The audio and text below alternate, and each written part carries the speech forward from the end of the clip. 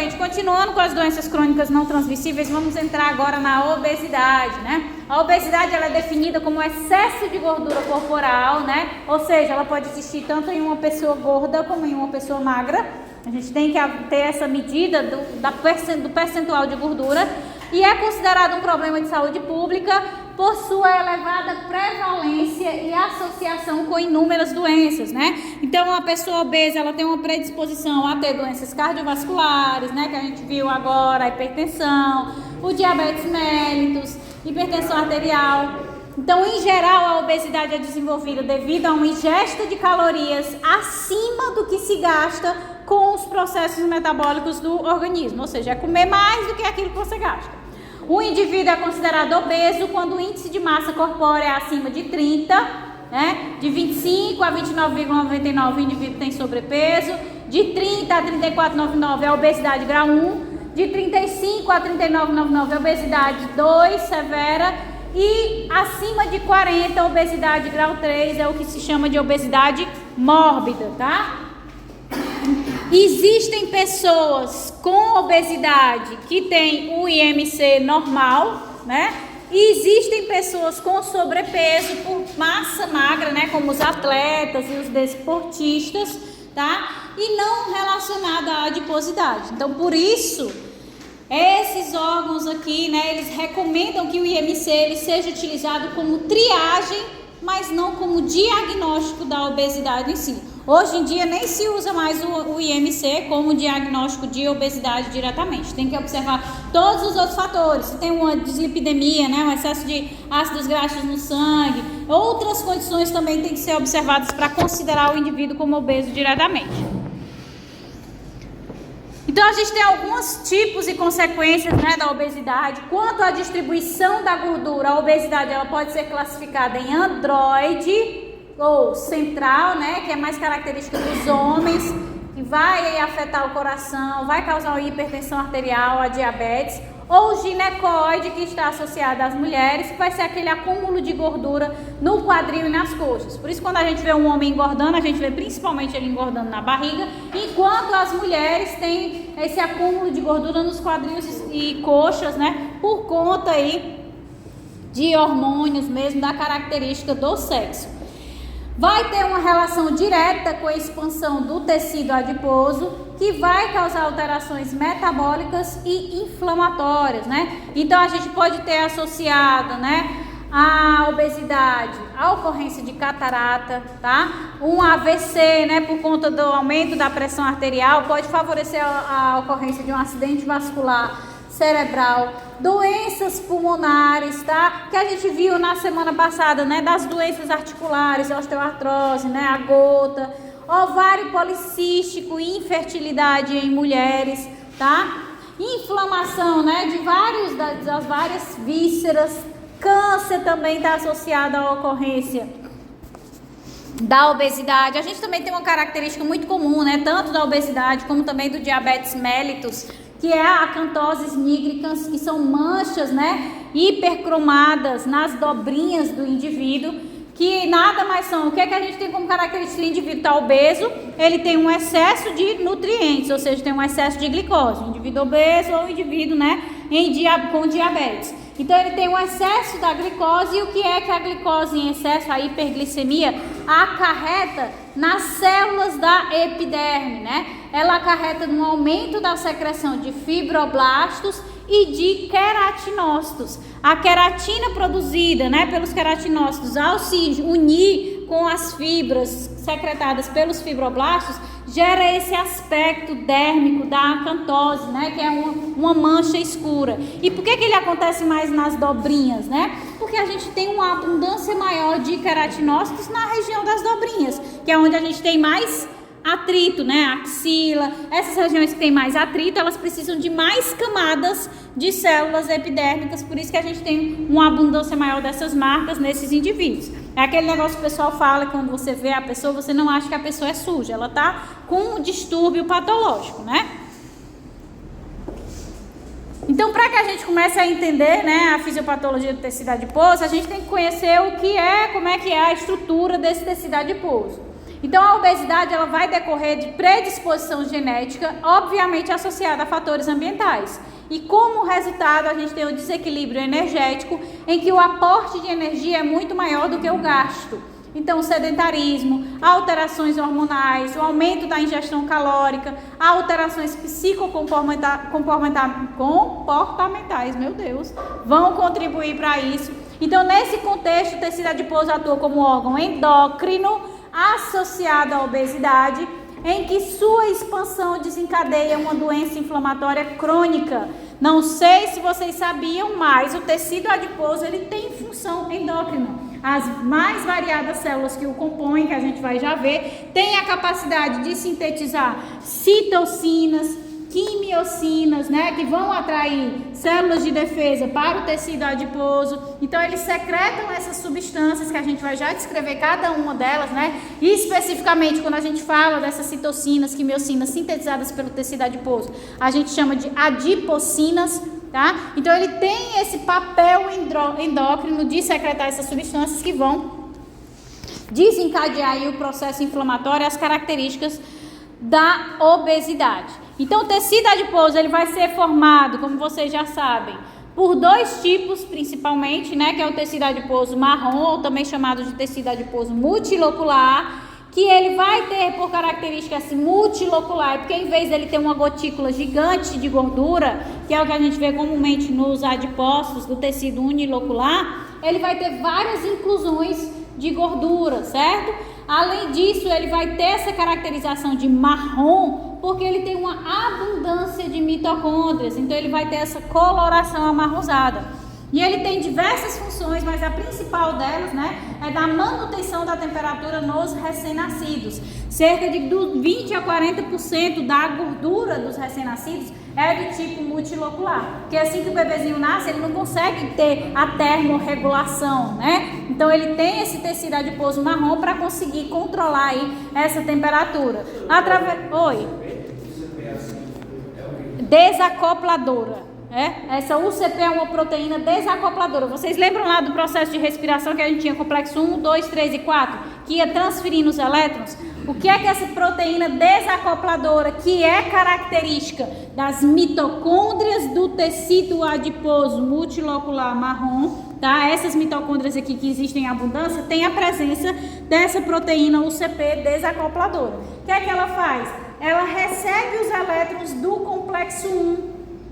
Quando esses elétrons passam através dessa UCP, em vez dela gerar energia na forma de bombeamento de prótons, né, que é o normal da cadeia transportadora de elétrons, o que é que ela vai fazer? Ela vai liberar calor. Ela converte toda a energia do transporte de elétrons em calor. Então, assim, ajuda a termorregular a temperatura dos recém-nascidos, certo?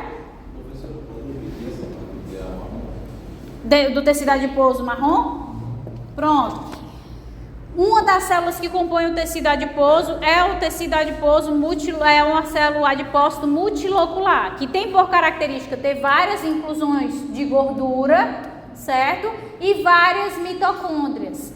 Nessa célula do tecido adiposo multilocular, essas mitocôndrias que existem em abundância, elas têm na sua cadeia de transporte de elétrons a presença dessa proteína UCP, que é chamada de proteína desacopladora. Quando a gente tem a cadeia de transporte de elétrons normal, o que é que a gente faz? A gente transfere os elétrons do NAD pelo complexo 1, que vai para o 3, que vai para o 4, e aí a gente tem o bombeamento de prótons que sintetiza ATP, não é isso normal?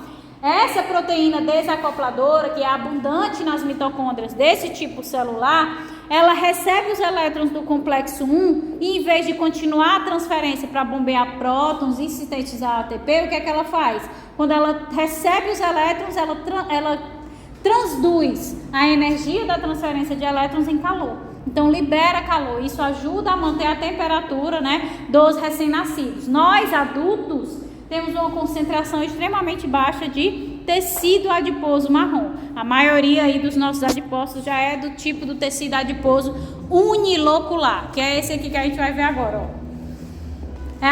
Influenciado pela alimentação, né? A gente vai ter lipólise com a lipólise sob controle da insulina e de hormônios adrenérgicos, esse vai ser constituído por adipócitos maduros, tá? Esses adipócitos maduros vão ser aí cerca de 60% do tecido adiposo, certo? Ah, e por que 60%? Porque no nosso tecido adiposo a gente também tem outras células, macrófagos, células mesenquimais, pré-adipócitos, que são aqueles que ainda podem se diferenciar nos adipócitos, fibroblastos, células endoteliais, mastócitos, ainda temos os adipócitos beges, que é um tipo novo de adipócito que foi descoberto. Então nós temos vários tipos celulares formando o tecido adiposo como um todo. Mas 60% desse tecido adiposo vai ser aí composto pelos adipócitos referentes ao tecido adiposo unilocular, que a gente chama de amarelo por conta dessa inclusão de gordura maior. Esses adipócitos, né, que formam o tecido adiposo unilocular, eles são, na sua composição, 85% formado de gordura. É só observar aqui esse adipócito. Percebam que o núcleo, né, as organelas, está tudo esmagadinho aqui na extremidade da célula. Por quê? Porque a gotícula de gordura que vai acumulando os triglicerídeos, ela vai comprimindo esse núcleo. Ele vai ser chamado de unilocular, por quê? Porque o anterior, o marrom, ele era múltiplo, porque ele tinha várias inclusões de gordura. No unilocular, o que é que vai acontecer nessa inclusão de gordura? Ela vai só crescendo, elas não são várias, é uma única que vai crescendo à medida que a pessoa vai aumentando a concentração de lipídios na sua alimentação, tá? Então esse tecido adiposo se distribui por todo o corpo e, embora semelhantes morfologicamente, em diferentes locais tem propriedades distintas, né? O tecido adiposo a gente tem em toda parte, tem na mama, tem nas pernas, por todo o corpo. Mas ele vai ter funções diferentes e também vai se estruturar diferentemente nas regiões distintas do corpo. Então o tecido adiposo mamário, né, e das coxas, eles vão ser mais sensíveis aos hormônios sexuais. Então quando a menina ela entra na puberdade, que aumenta a secreção desses hormônios, o que é que acontece com as meninas? Cresce os seios, cresce o quadril, porque nessa região o tecido adiposo ele é mais sensível a esses hormônios sexuais do que em outras regiões, tá? O tecido adiposo da região dorsal e do pescoço são mais sensíveis aos corticoides, né? Então vai ter uma atuação no processo de desinflamação nessas regiões mais eficaz. E isso acontece por quê? Porque eles se originam de diferentes áreas do mesoderma, né? O tecido adiposo, como tecido conjuntivo especial, ele tem origem nas células mesenquimais e eles vão sofrer diferentes processos de diferenciação, portanto, algumas células do tecido adiposo vão ter funções diferentes. Por isso que elas respondem, por exemplo, a secreções hormonais de forma diferente, tá? Então, tenham só em mente que a gente tem duas composições básicas do tecido adiposo. O tecido adiposo marrom e o tecido adiposo amarelo, que é o unilocular, certo? Quando a gente é adulto, a abundância do tecido amarelo unilocular, que vai ser composto 60% por adipócitos, mas a gente também vai ter aí outras células de defesa, os pré-adipócitos, que são aqueles que ainda podem se diferenciar em adipócitos, certo? Então, acredita-se que o número total de adipócitos de um indivíduo é estabelecido, sobretudo, durante a infância e a adolescência, tá? Além do período gestacional nas mulheres. Então, indivíduos obesos nesses períodos da vida terão mais adipócitos do que os indivíduos magros, né? Porque a gente vai ter uma hiperplasia de adipócitos em adultos, vai ser muito rara, a não ser que a pessoa realmente esteja, né, no processo de obesidade extrema, mórbida, aí ela consegue ativar o quê? Quando o indivíduo está obeso mórbido, ele ativa, né, secreções endócrinas pelo próprio tecido adiposo, que eu disse a vocês que tem essa função endócrina, que fazem com que aqueles pré-adipócitos, que ainda não são adipócitos que estão acumulando gordura, se diferenciem nos adipócitos diretamente. E aí eles passam a ser mais uma célula que vai acumulando gordura. Por que eu mencionei aqui que o principal, né, o número total de adipócitos é desenvolvido na infância e na adolescência? Porque é nesse período que esses adipócitos vão ser ativados. Por isso que a gente tem uma preocupação tão grande com a alimentação da criança e do adolescente. Porque a criança que foi obesa, por mais que ela tenha passado pelo processo de emagrecimento, a probabilidade de quando ela se tornar adulta, ela vir a ser obesa é infinitamente maior. Por quê? Porque as células dos adipócitos, raramente, elas não se proliferam, né? O que é que existe no nosso tecido adiposo? Os adipócitos maduros e os pré-adipócitos, mas a gente tem poucos pré-adipócitos, tá? Então, quando a gente está crescendo na infância e na adolescência, a gente tem muitos pré-adipócitos. Então, se a criança está engordando, o que é que ela está favorecendo? A conversão desses pré-adipócitos em adipócitos maduros, que não vão ser destruídos por mais que ela emagreça. O que é que acontece com o adipócito se a criança emagrecer? Ele murcha, tá? Ele não é destruído, ele só murcha. Até o momento que chegar lá na frente, que a criança voltar a comer de novo, aí ele vai inchar.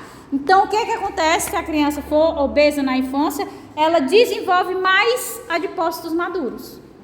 Ok? Se a pessoa não for obesa, ela vai ter desenvolvido menos. Se eu for comparar uma criança obesa e uma não obesa, quando chegar na fase adulta, eles vão ter uma quantidade de adipócitos, né? O não obeso menor do que aquele que foi obeso na infância. Então, o que foi obeso na infância tem uma probabilidade maior de ir inchando os seus adipócitos, portanto, de desenvolver a obesidade na fase adulta também. Uma pessoa que tiver bem fluida, não acontece de a célula estourar, acumulando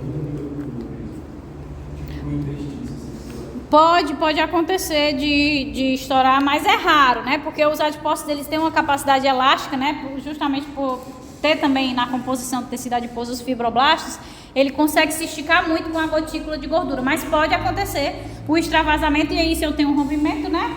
Eu tenho liberação dos ácidos graxos que desenvolve o processo inflamatório, mas pode acontecer. Esse que eu estou mencionando se associa também, por exemplo, com a lipoaspiração. O que é que a gente observa muito nas pessoas que fazem lipoaspiração? Ela faz a lipoaspiração aqui na região abdominal e depois da cirurgia começa a engordar de novo. Aí o que é que a gente olha? Aquela barriga estranha, seca e o braço enorme, o quadril, as coxas enormes. Por quê? Quando ela fez a lipoaspiração, ela sugou os adipócitos. Ficaram alguns poucos adipócitos e alguns pré-adipócitos, né?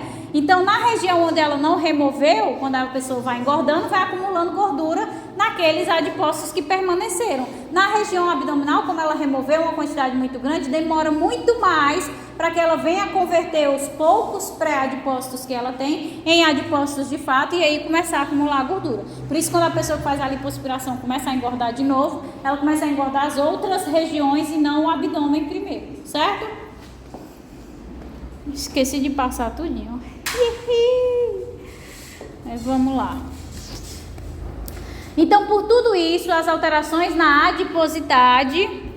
Não é isso aqui não. Pronto, aqui.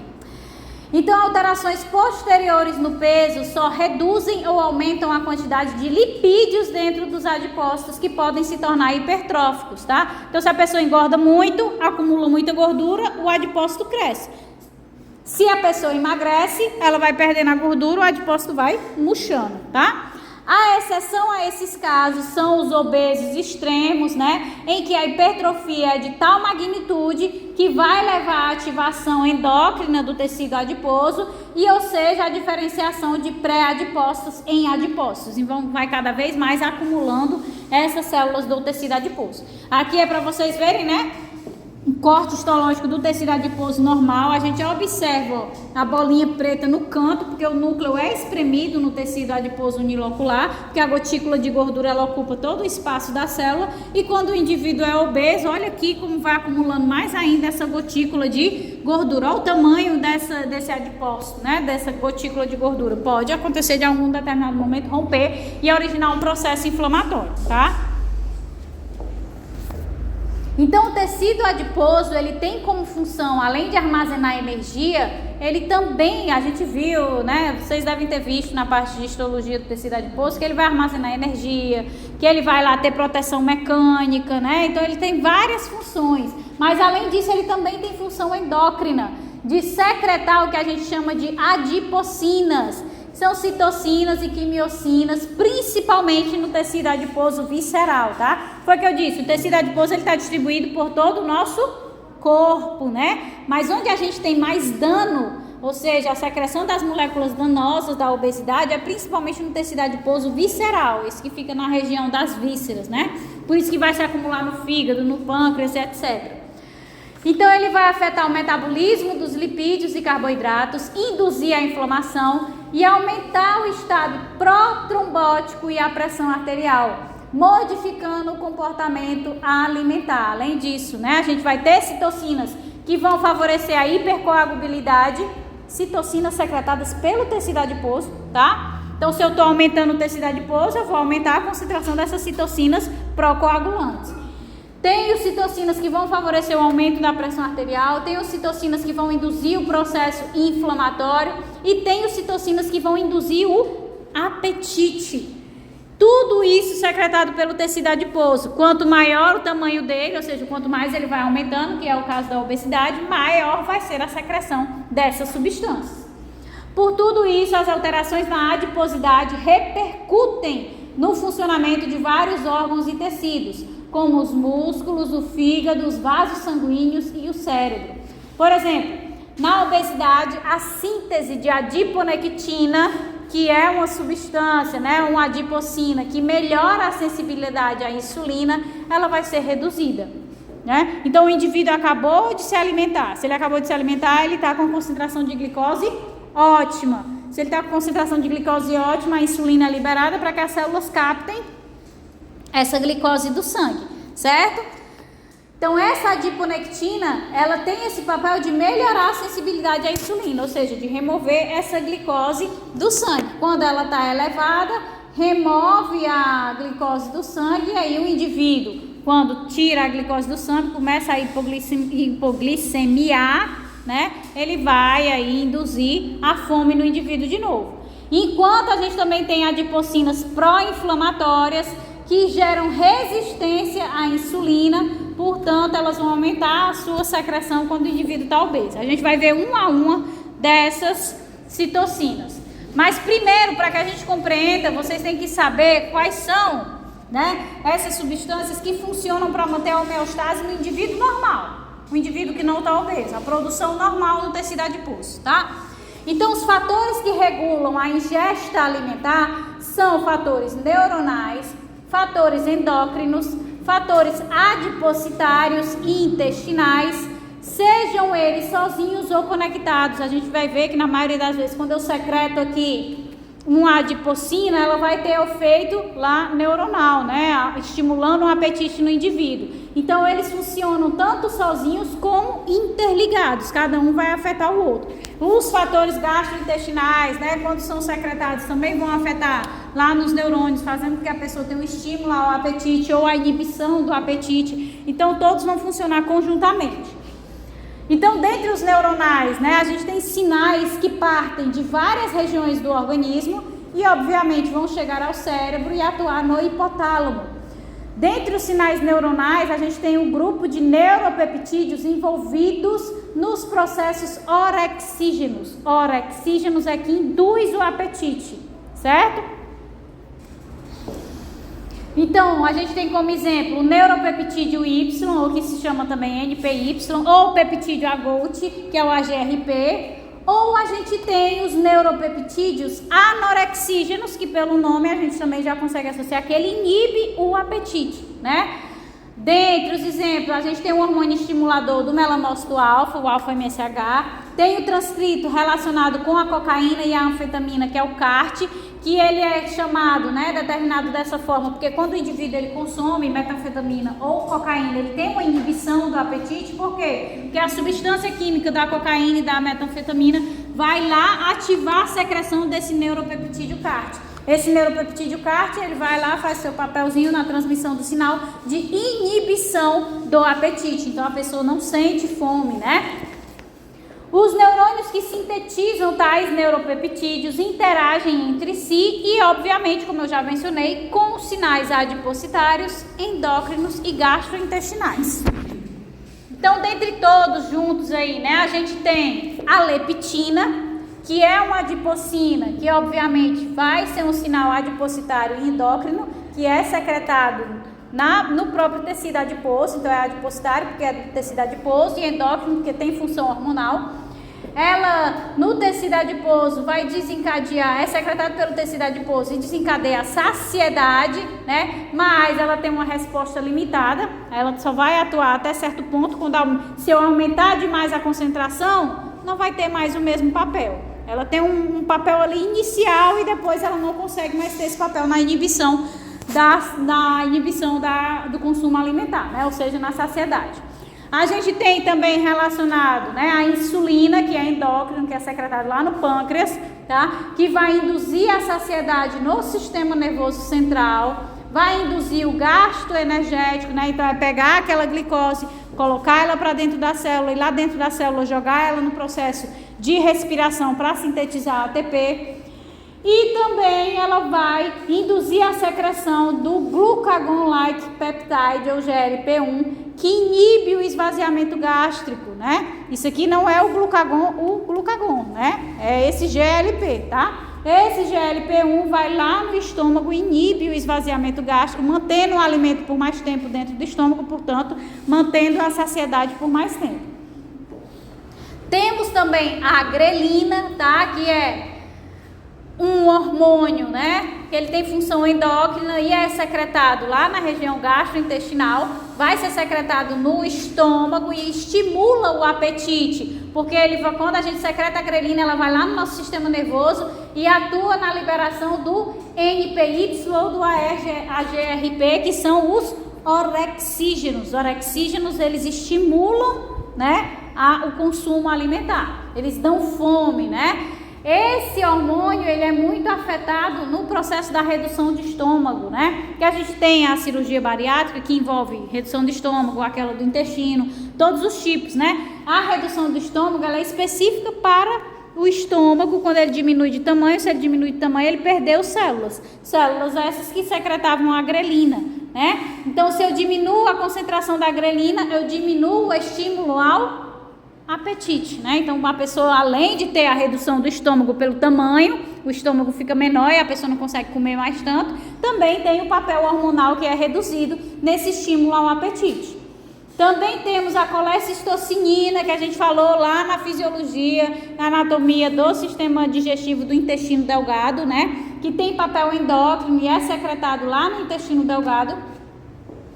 Então, quando o intestino ele vai recebendo o alimento aos poucos, né, que vai sendo liberado ali no esfíncter pilórico do estômago para o duodeno, ele começa a secretar essa colecistocinina e essa colecistocinina ela sinaliza para que o indivíduo está alimentado, portanto está saciado, e inibe a ingesta alimentar, né? Ele diz que o indivíduo está saciado, não precisa comer agora nesse momento.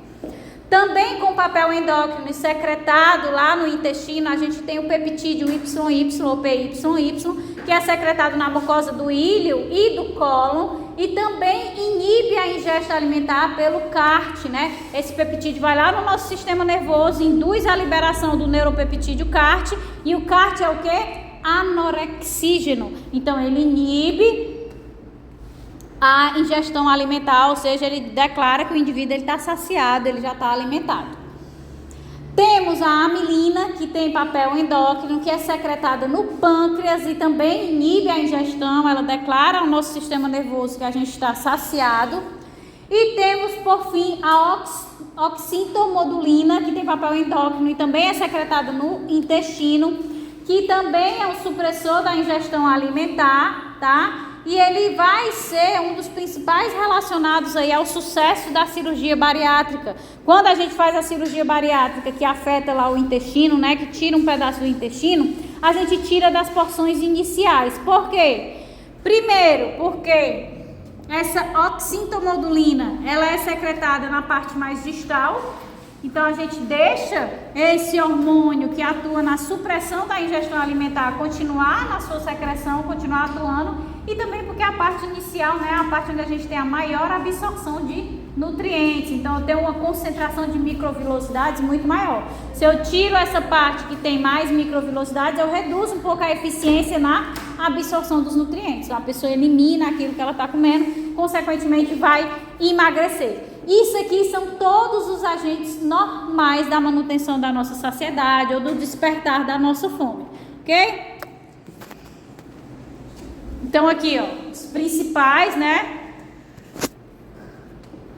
os adipócitos, o próprio adipócito que secreta a leptina, que vai dar esse sinal de saciedade. O estômago vai secretar a grelina, tá? No intestino, a gente vai ter a secreção do PYY, da oxintomodulina, né? Da colecistocinina, tá? E aqui no pâncreas, a gente vai ter a secreção da insulina. Isso vai atuar diretamente aqui no nosso sistema nervoso, ativando a fome ou inibindo a fome, tá? E vai ser esse controle nervoso que vai garantir que a gente tenha um consumo de calorias equilibrado com o gasto energético. A partir do momento que a gente tem um desequilíbrio aqui, né, que a gente tem um desequilíbrio nessa balança, é que a gente vai ter ou a pessoa muito magra ou a pessoa obesa, quando ela tem o consumo energético acima do que o que ela gasta.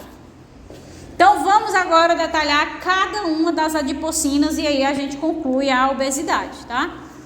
Então as adipocinas, elas atuam local ou sistemicamente e são produzidas pela maioria das células que compõem o tecido adiposo, de acordo com as condições nutricionais, atuando no metabolismo lipídico, na resistência à insulina, no controle da pressão arterial, na coagulação sanguínea e na resposta inflamatória. Então são vários pontos que são afetados por essa função endócrina do tecido adiposo, tá?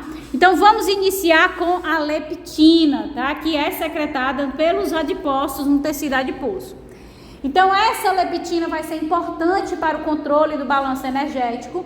Ela se liga, né, nas condições normais a receptores celulares, sinalizando a saciedade por meio do estímulo de neurônios do hipotálamo, ou seja, principalmente aí a noradrenalina, que vai produzir o MSH. O MSH é um orexígeno, né? Então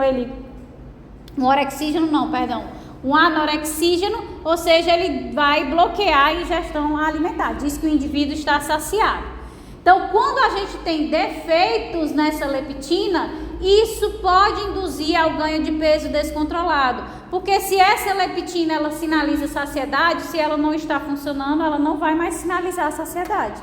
Se eu não estou saciado, eu sinalizo, né, para o indivíduo se alimentar mais, então começa a comer mais e posso favorecer a obesidade. No entanto, o que é que se sabe a partir dos estudos com os obesos, né? Em humanos, a obesidade transcorre sem deficiência de leptina.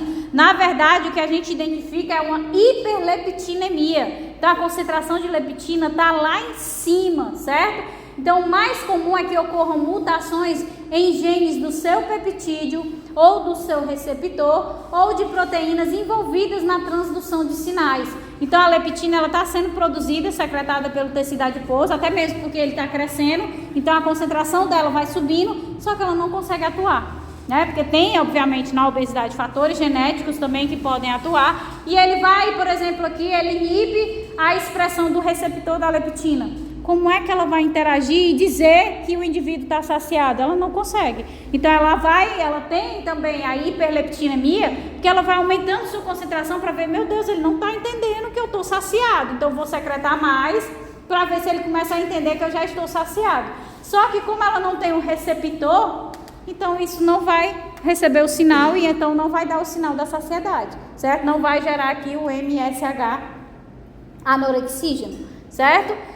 Então, ela também contribui para o não acúmulo de gordura ao inibir a lipogênese, ou seja, a síntese de triglicerídeos, e induzir a lipólise, a produção de calor e o gasto de energia. Então, a leptina, além de ter esse papel de sinalizar para a saciedade, ela também induz aqui o gasto de ácidos graxos, né? Em vez de formar a gordura para ela se acumular, favorece a destruição e o gasto de energia. Então ela sinaliza, ó, estou saciado, vamos fazer alguma atividade física aí para não acumular essa gordura? O papel dela é esse. Só que o que é que acontece no indivíduo obeso? Ela não consegue desempenhar seu papel porque ela não tem o seu receptor para transduzir o sinal que ela quer, ok?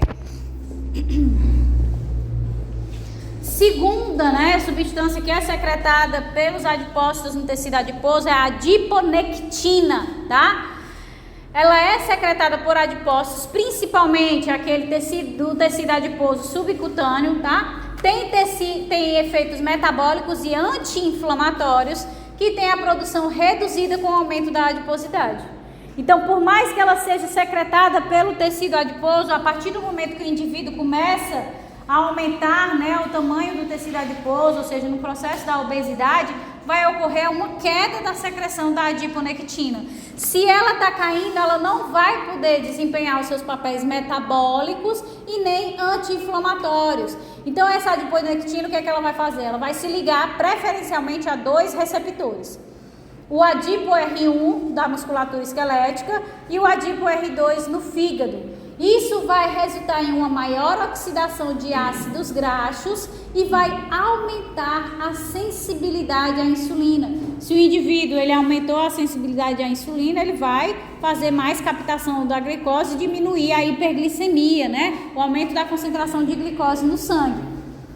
Por isso ele também é considerado um medicamento antidiabético, inclusive é utilizado como fármaco, né? No diabético que tem hiperglicemia, vai tomar aí uma adiponectina para fazer com que a gente tenha a captação dessa glicose do sangue para dentro da célula. Então ele tem essa função normal, né? Favorecer essa captação de glicose e uma maior quebra dos ácidos graxos em moléculas energéticas. Além disso, vai favorecer uma menor liberação de glicose pelo fígado, portanto, vai ter uma ação aí anti-inflamatória.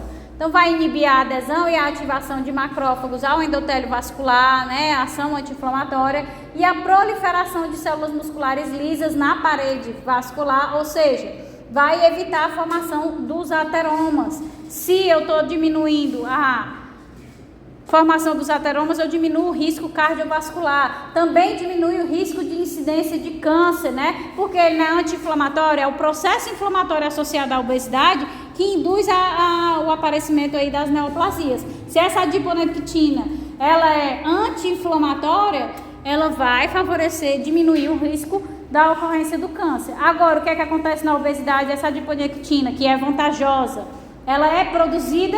Não, ela é secretada em baixíssimas concentrações. Na obesidade mórbida praticamente não se encontra os níveis de adiponectina sendo secretados, ok?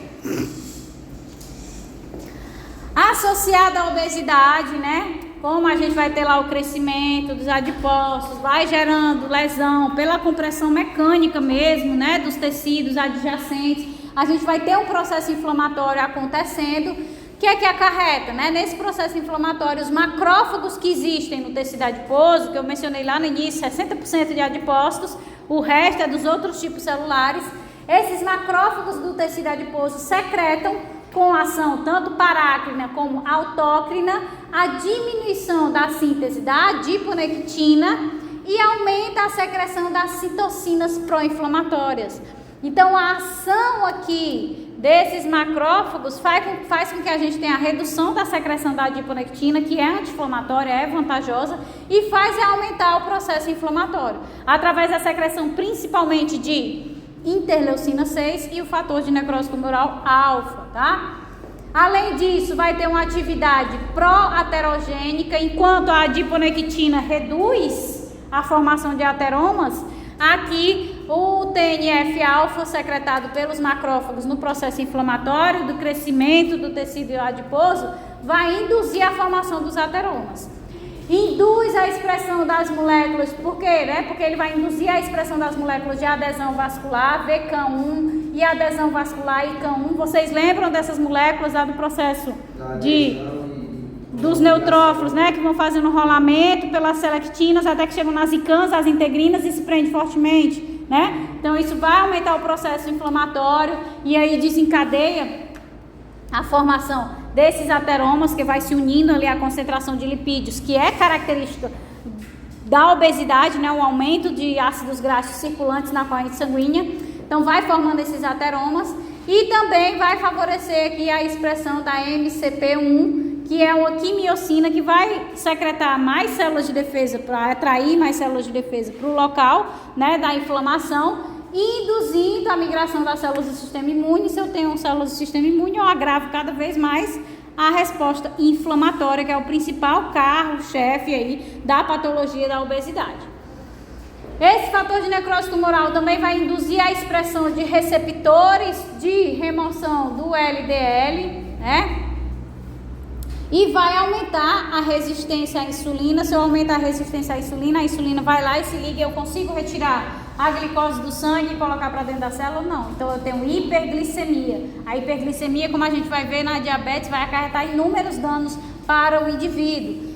Então ela faz esse aumento da resistência à insulina por menor ativação do substrato do receptor de insulina, que é o IRS1, que a gente vai ver só lá na parte de diabetes, né? Como é que decorre a sinalização da insulina para que o transportador GLUT4 vá para a membrana e faça o input, né? O influxo de glicose para dentro da célula. Então esse fator de necrose tumoral, ele é secretado pelos macrófagos do tecido adiposo, que vão fazer esse processo inicial de secreção de citocinas devido aos padrões moleculares associados ao dano. Que dano é esse? O tecido adiposo crescendo, ele começa a comprimir tecidos adjacentes, né? Pode haver o estourar, né, de um determinado adipócito que acumulou muita gordura e desencadeia um processo inflamatório, ok? Além desse fator de necrose tumoral, a gente também tem a secreção da interleucina 6, que é uma citocina pró-inflamatória, que está associada à resistência a essa insulina também, né, ou portanto à obesidade.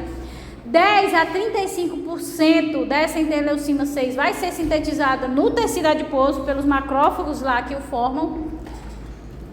Ela vai induzir a síntese hepática da proteína C reativa, que é característica da interleucina 6 para qualquer processo inflamatório, né, não só no processo inflamatório da obesidade.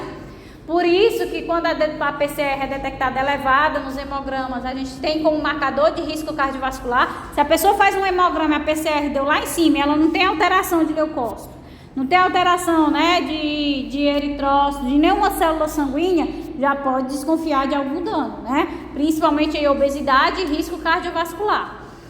Então, ela também vai reduzir a ativação do substrato do receptor de insulina, portanto, aumenta a resistência à insulina, que é o IRS, que é da via de captação da glicose, que leva a resistência hepática à insulina, reduzindo a síntese hepática de glicogênio. Quem é que sintetiza o glicogênio? É o fígado e os músculos, né? Então, se ela faz essa resistência hepática à insulina, o fígado não vai mais produzir o glicogênio. Essa glicose fica ali circulando no sangue, porque é a resistência da captação, e a gente tem a hiperglicemia, tá?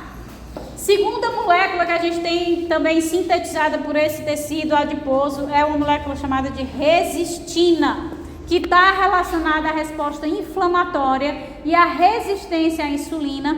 Vai ser expressa no tecido adiposo e em humanos apenas em indivíduos obesos, né? Se eu pegar uma pessoa aqui com, né, a composição corporal normal e eu fizer a detecção por um ELISA de resistina, eu não vou detectar. Agora eu pego uma pessoa obesa, eu tenho o aumento da secreção dessa resistina, que vai desencadear mais ainda o processo inflamatório, tá?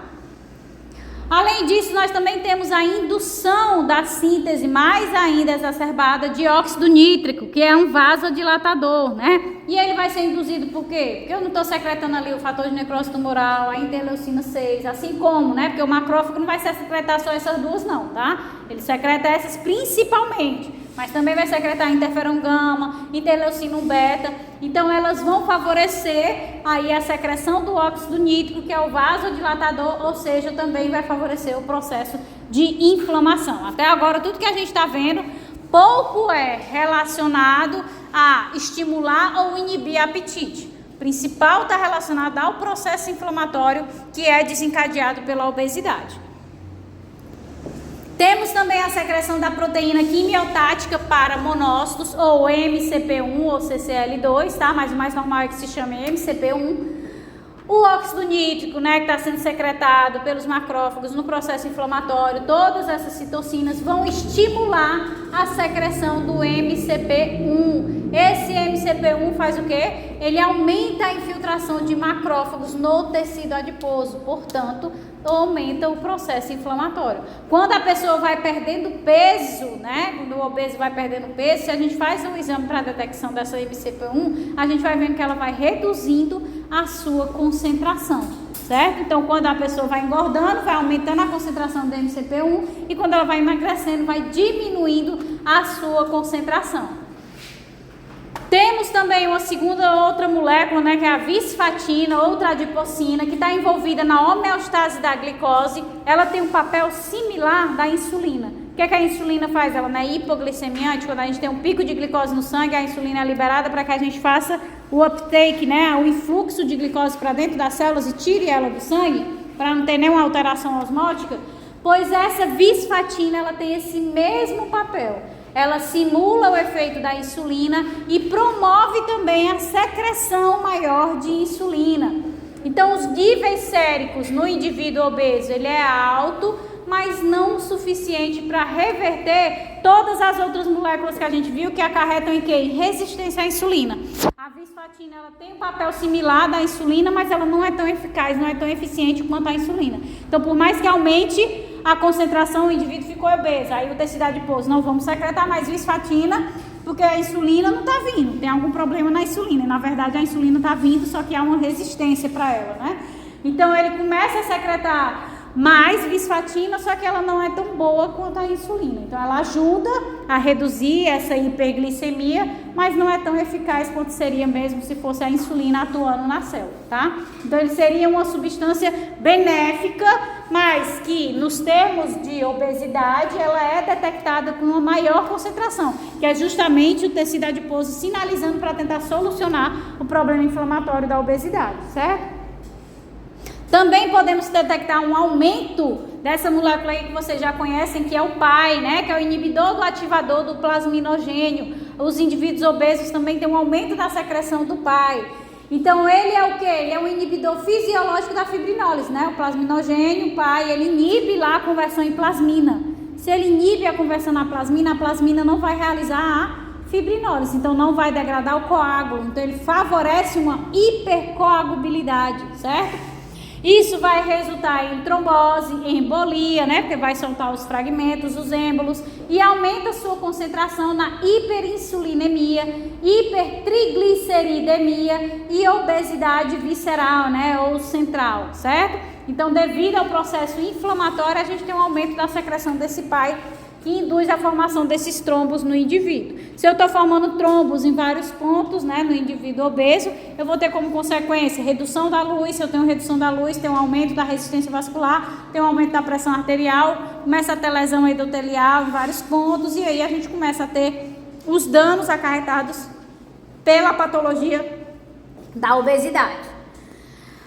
Também temos, né, olha aí, a gente tem um aumento da concentração do PAI e vai ter um aumento da concentração de quem também? Do fibrinogênio. Se eu tenho uma concentração maior de fibrinogênio, a probabilidade de que ele seja quebrado para dar origem à formativa da fibrina, né, que vai formar o coágulo estável com o tampão plaquetário, vai ser muito maior. Então, ele tem um aumento frequente em obesos, principalmente mórbidos, né?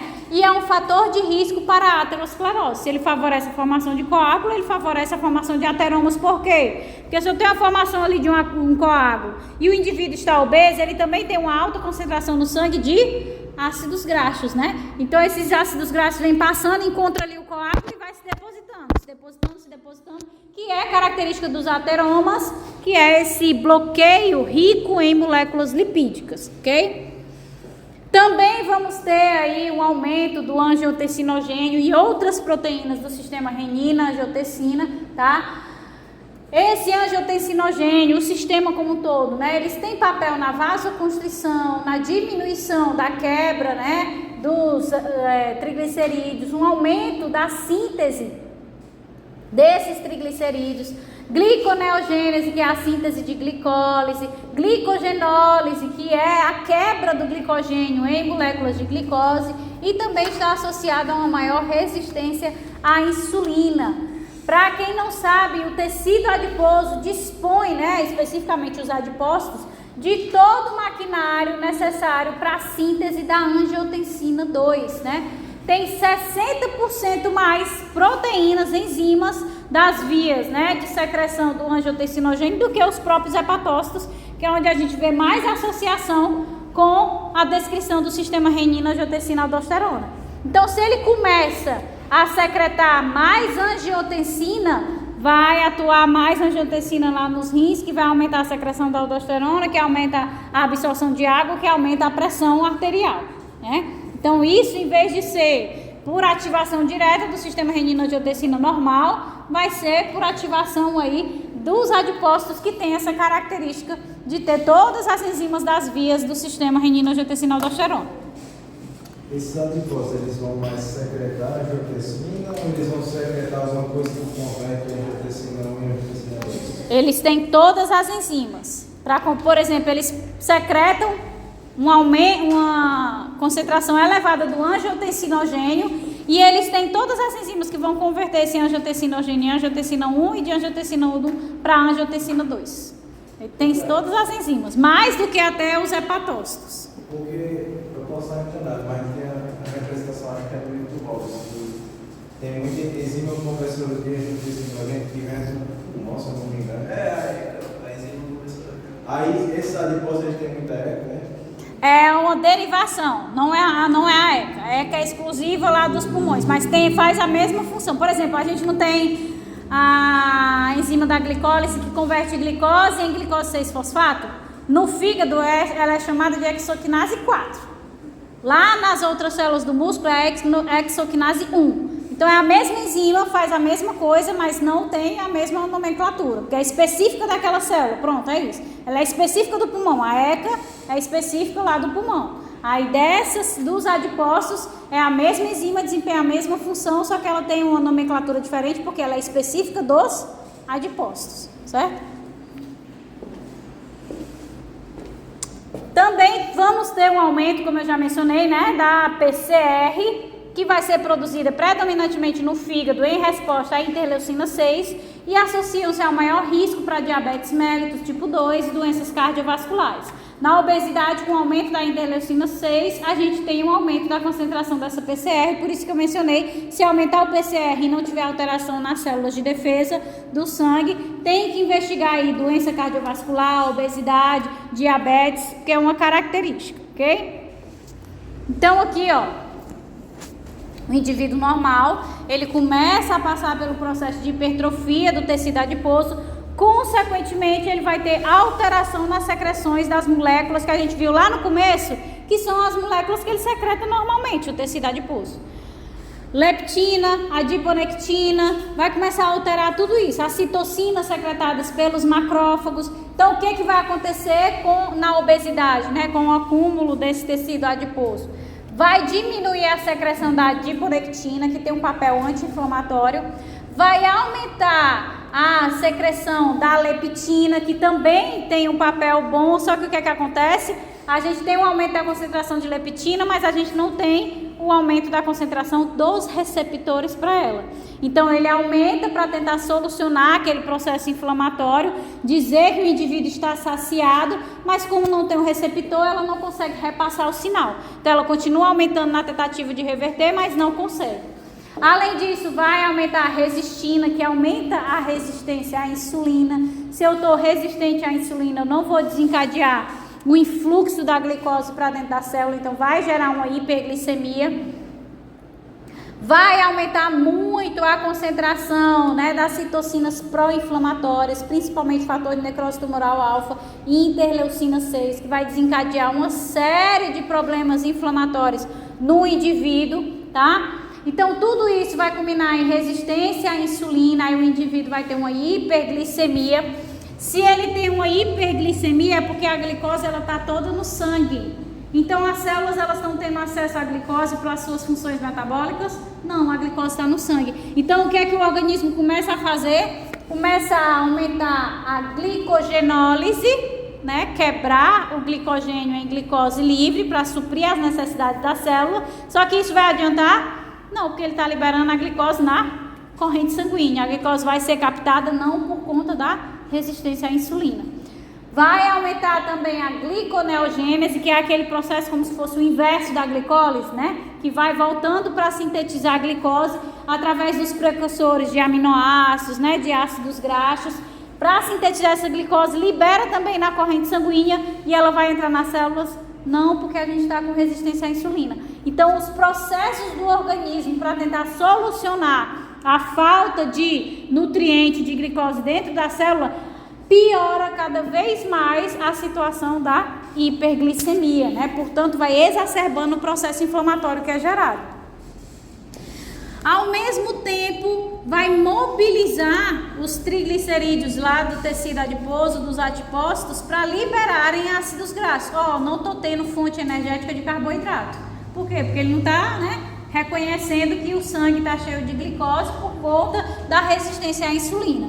Então, se eu não tenho carboidrato, eu preciso começar a quebrar proteína e lipídio. Então, começa a mobilizar os ácidos graxos e o que é que acontece? A gente começa a aumentar a concentração de ácidos graxos no sangue. Por isso que é característica da obesidade a dislipidemia, que é o aumento desses ácidos graxos livres. E isso vai favorecer, juntamente com todos aqueles fatores inflamatórios que a gente viu aqui, a hipercoagulabilidade. Se eu tenho uma hipercoagulabilidade, eu aumento a formação de trombos. Se eu tenho uma concentração elevada de ácidos graxos, esses ácidos graxos vão se depositando nos trombos, formando os ateromas, e eu começo a ter inúmeras lesões, que podem culminar aí em danos cardiovasculares, cerebrais, um AVC, uma obstrução, por conta da obesidade.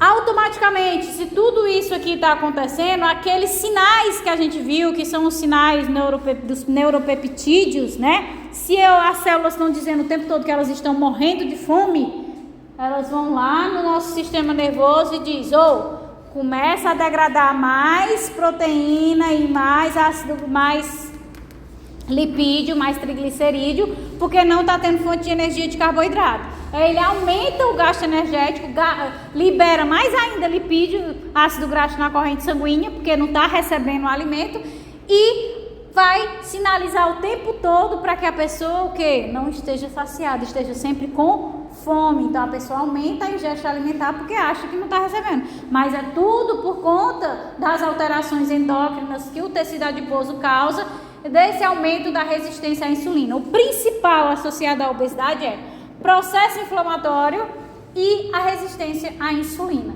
que fazem com que todos os problemas sejam desencadeados. Deu para entender?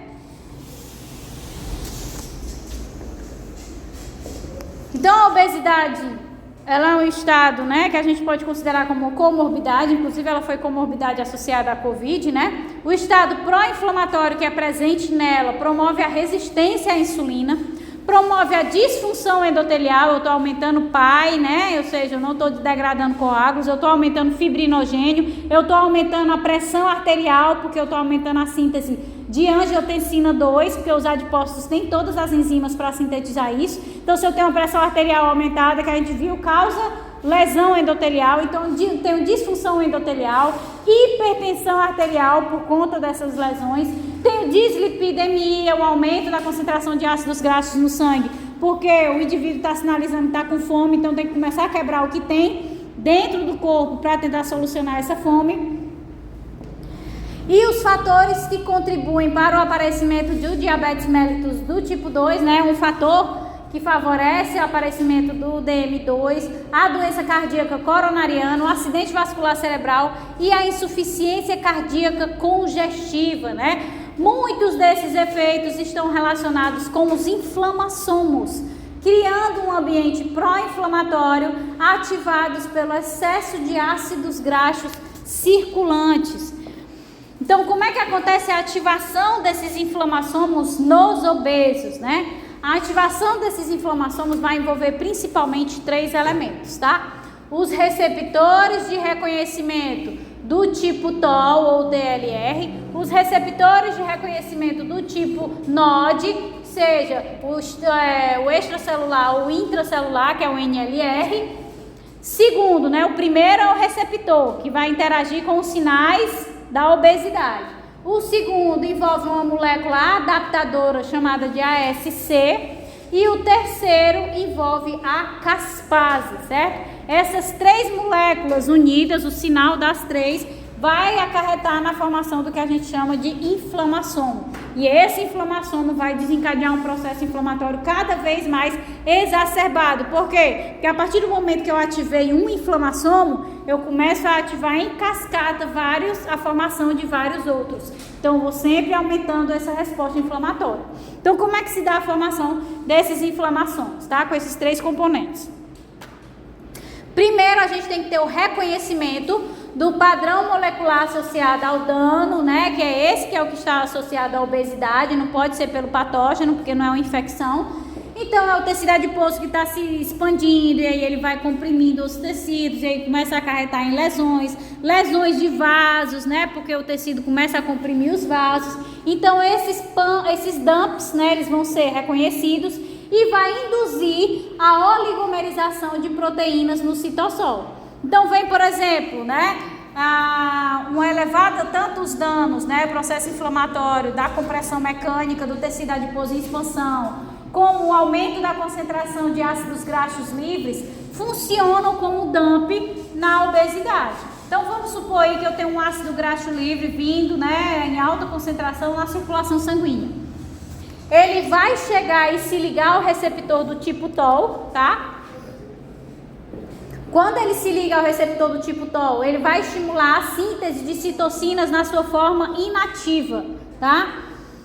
Beleza, isso aconteceu. Além disso, além de ativar a síntese dessas citocinas na forma inativa, acontece ao mesmo tempo que esses dumps também vão se ligar a outros receptores, né? Os receptores lá extracelulares ou nucleares, né? Que são os NLRs. Então, tanto pode aparecer a interação dos dumps da obesidade com o receptor tipo TOL, como também com o receptor NLR, que é o primeiro componente, o receptor. Ele precisa ser ativado para que a gente desencadeie o início da formação do inflamação. Então, dentre desses NLRs, né, desses receptores, na obesidade a gente tem um principal, que é o chamado NLRP3, tá, que está associado diretamente com a obesidade. E a partir do momento em que esse NLRP3 ele se liga, né, ao dump associado à obesidade, ele vai mudar de conformação. É essa mudança de conformação que permite que ele interaja com a proteína adaptadora ASC, certo? Essa ASC vai ser necessária para ativar o inflamação, porque como o próprio nome dela diz, ela é uma proteína adaptadora. Não há possibilidade do receptor NLRP3 se ligar diretamente à caspase e ativar o processo de inflamação com formação do inflamação. Ele precisa da adaptadora para conseguir se ligar aí à caspase 1. Então, a partir do momento que se ligou a ASC, ela vai se adaptar para permitir a ligação com a caspase 1. Os 3 juntos, NLRP3 ligado a ASC, ligado à caspase 1, formam o que a gente chama de inflamação, tá? Esse inflamação vai conseguir ativar aquelas citocinas que foram desencadeadas pela interação com o receptor do tipo TOL, né? Elas foram secretadas na forma inativa. Quem é que vai conseguir convertê-las na forma ativa? O inflamação. Então, essas citocinas vão ativar a interleucina, a pró, né? Interleucina 1 beta e interleucina 1 beta, e a pró-interleucina 18 e interleucina 18, de fato, ativa.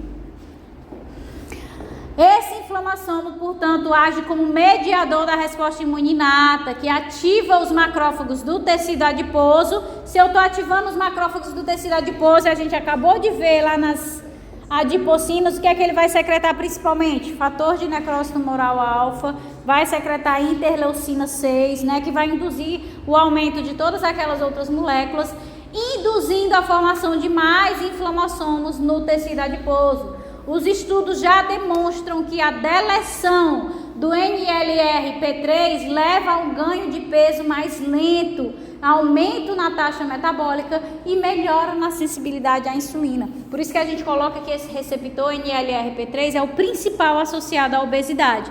Ah, professora, mas ainda não vai estar aqui interagindo o dump com o receptor tipo TOL? Sim. Mas o principal relacionado ao processo inflamatório, aos danos causados pela obesidade, é o receptor NLRP3 que vai formar uma inflamação, tá? Continua, obviamente, aqui pelo receptor tipo TOL, desencadeando um processo inflamatório, mas em níveis muito mais basais do que quando ele é ativado, quando a gente ativa o NLRP3. Vamos ver aqui na figura que vai ficar mais fácil de vocês visualizarem, ó. Tenho aqui o padrão molecular associado ao dano, que no caso da obesidade pode ser os ácidos graxos livres em excesso, né, da dislipidemia. Então eu tenho esse ácido graxo interagindo com o receptor tipo TOL, tá?